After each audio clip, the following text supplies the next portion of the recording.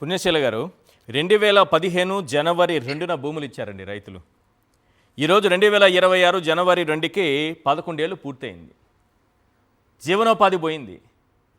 పిల్లలకి అక్కడ ఏం చెప్పారంటే ఆ రోజు భూములు తీసుకుంటున్నప్పుడు రాజధాని నిర్మాణంలో మిమ్మల్ని అందరినీ భాగస్వాములు చేస్తాం, మీ ట్రాక్టర్లను ఉపయోగించుకుంటాం, మీ దగ్గర ఉన్నటువంటి పనిముట్లను కూడా ఉపయోగించుకుంటాం, రాజధాని నిర్మాణంలో మిమ్మల్ని భాగస్వామ్యం చేస్తాం, మీ పిల్లలకి ఇక్కడ ఉపాధి వచ్చేలా చేస్తామని చెప్పారు. 11 ఏళ్ళుగా ఏమీ లేకపోతే యువత మొత్తం కూడా తినడానికి తిండి లేని పరిస్థితుల్లో పూట గడవడం కష్టమయ్యి పక్క రాష్ట్రాలకు వలసలు పోతున్నారు. మనం ఇచ్చే బిల్డప్ ఎలాంటిదంటే, ఎలివేషన్ ఎలాంటిదంటే బాబు వస్తే జాబ్ వస్తుంది కాదు, ఉన్న ఉపాధి పోతుంది. రాజధానిలో వాస్తవ పరిస్థితులు ఎలా ఉన్నాయంటే ఏం చెప్తారు? ఈశ్వర్ సార్, మీకు నమస్తే.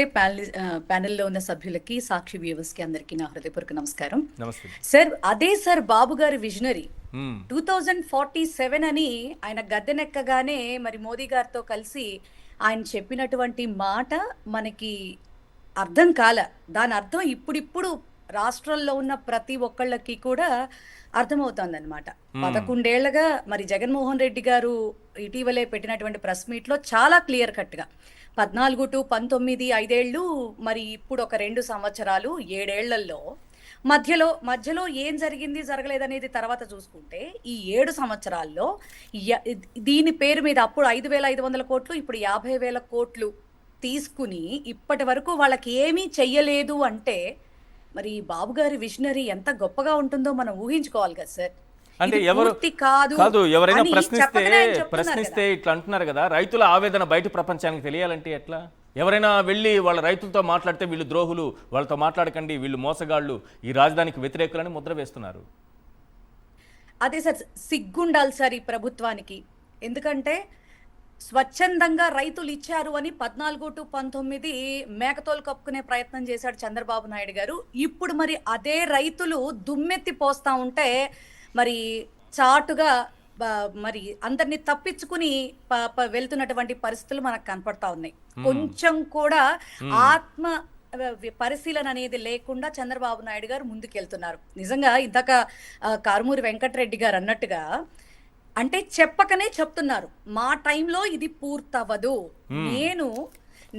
నేను నా అధికారాన్ని నిలబెట్టుకోవటం కోసం ఆఖరి దశలో ఇంకొకసారి ముఖ్యమంత్రి అవ్వడం కోసం మిమ్మల్ని అందరినీ బలి పశువుల్ని చేశాను, అమరావతిని కామధేనువుగా మీకు చూపించాను, మీ పిల్లలకి భవిష్యత్తు చూపిస్తాను అని పచ్చబద్దాలు చెప్పాను, ఇది ఇప్పుడు అవ్వదు. ఎన్ని చెప్పాడు సార్? ఇది సెల్ఫ్ సస్టైనబిలిటీ ఉన్నటువంటి మరి రాజధాని, కామధేనువు, కల్పతరువు, ఎన్ని మాటలు చెప్పారు సార్. నారాయణ గారు కూడా ఎంత గొప్పగా చెప్పడం జరిగింది సార్. కానీ ఈ రోజు చూస్తేనేమో చెట్లు నరుక్కోవటం, నీళ్లు తోడుపోసుకోవటం తప్ప నిజంగా ఆ రైతుల ఆవేదన ఎక్కడ కనిపిస్తోంది వీళ్ళకి? ఇందాక ఆవిడ వసుంధర గారు చెప్పినట్లుగా నిజంగానే మున్సిపాలిటీ కూడా కాదు సార్, పంచాయతీ అంటే కూడా చాలా దారుణంగా చంద్రబాబు నాయుడు గారు దాన్ని క్రియేట్ చేస్తున్నారు సార్. పక్క రాష్ట్రంలో 1,200 కోట్లు పెట్టి సచివాలయం ఎంత అద్భుతంగా కట్టారండి. అవును, అసలు ఎన్ని ఎకరాలు కావాలి సార్? నాకు అర్థం కాదు. ఇది భూదాహం కాకపోతే, రియల్ ఎస్టేట్ బిజినెస్ కాకపోతే, ఇన్సైడ్ ట్రేడింగ్ కాకపోతే దీనికి ఇంకేం పేర్లు పెట్టాలో ఆంధ్ర రాష్ట్ర ప్రజలు కూడా తేల్చుకోవాలి సార్.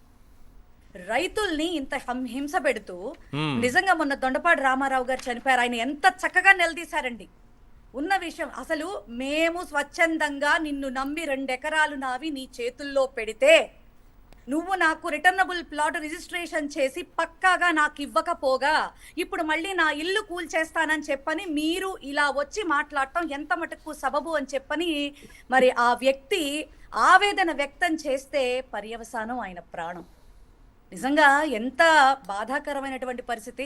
ఇందాక మీరు చూపించినటువంటి విజువల్లో కూడా నేను చంద్రబాబు నాయుడు గారి ముందే మరణిస్తాను, నేను నా బిడ్డ 70 సార్లు తిరిగింది అని ఒక రైతు ఆవేదన వ్యక్తం చేస్తున్నాడంటే, ఆంధ్ర రాష్ట్ర రైతన్నలకి ఇంత అన్యాయం జరుగుతుంటే మనం నిజంగా వాళ్ళకే మనం న్యాయం చెయ్యకపోతే ఈ ప్రభుత్వం ఎందుకు సార్? ఇంకా చెప్పేవన్నీ అబద్ధాలు, ఊదరగొట్టేవేమో నిజంగా అసలు వీళ్ళ భజనలు అయితే మాత్రం మామూలుగా ఉండదండి. ఇందాక మీరు అన్నారు కదా బాబు వస్తే జాబ్ వస్తుందని. బాబు వస్తే జాబ్ రాదు సార్, బువ్వ పోతుంది. బాబు వస్తే తినే బువ్వ పోతుంది అనమాట.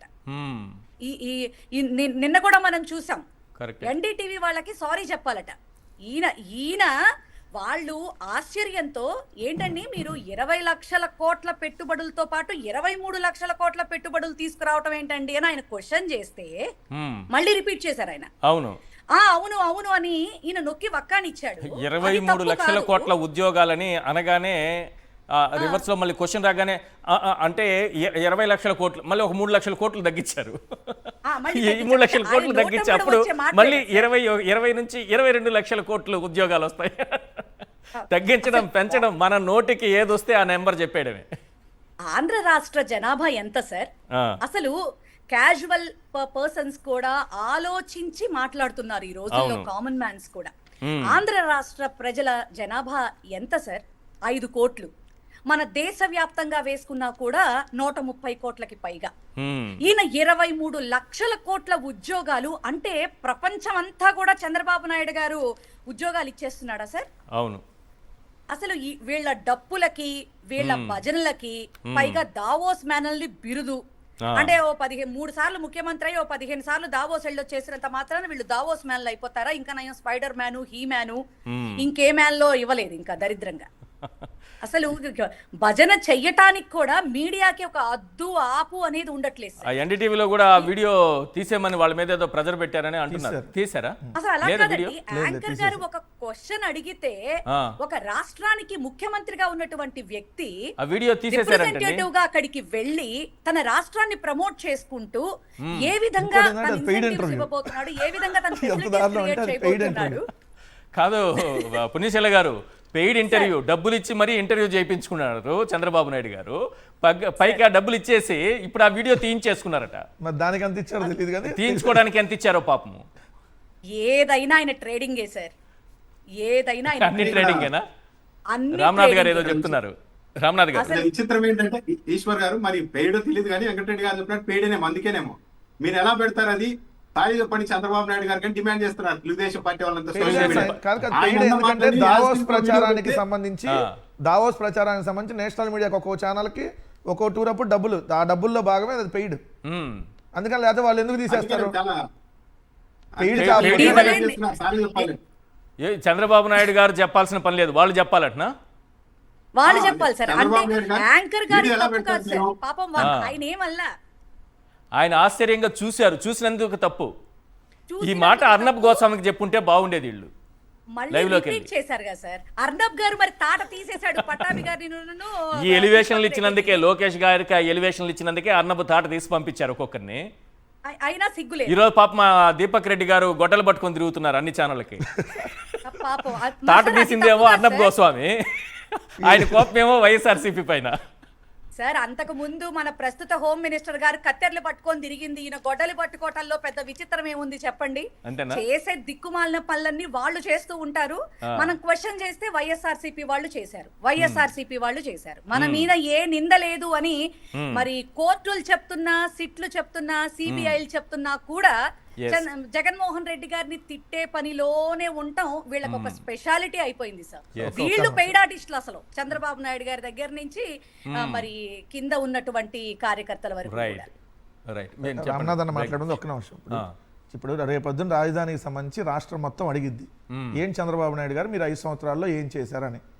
ఏం చేస్తాడు? మహా అయితే ఒక 3-4 బిల్డింగ్లు కట్టి చూపించగలుగుతారు, అంతకంటే చేయలేరు. ఇప్పుడేమైనా జరుగుతున్నాయి వర్క్? ఏం నీళ్ళు ఎత్తోడిపోతే అది పూర్తి అయితేనే కదా సార్ స్టార్ట్ అయ్యేది.